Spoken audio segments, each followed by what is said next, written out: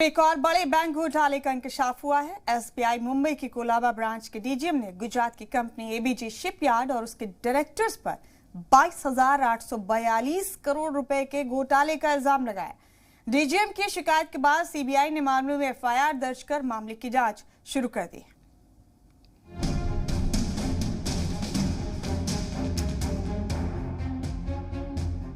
ये है एफआईआर की वो कॉपी जिससे मुल्क में एक बड़े बैंक घोटाले का इंकशाफ हुआ।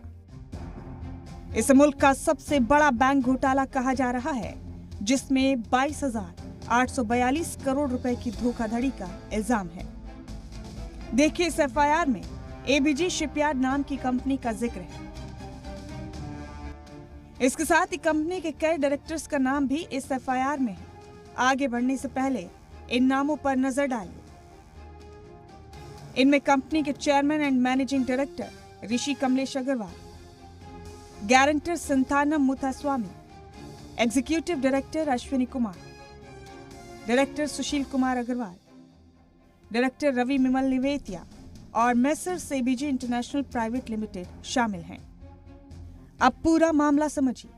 State Bank of India Mumbai की कोलाबा ब्रांच के डीजीएम बालाजी सिंह सामंता ने गुजरात की कंपनी एबीजी शिपयार्ड और उसके डायरेक्टर्स पर 22,842 करोड़ रुपए के घोटाले का इल्जाम लगाया है।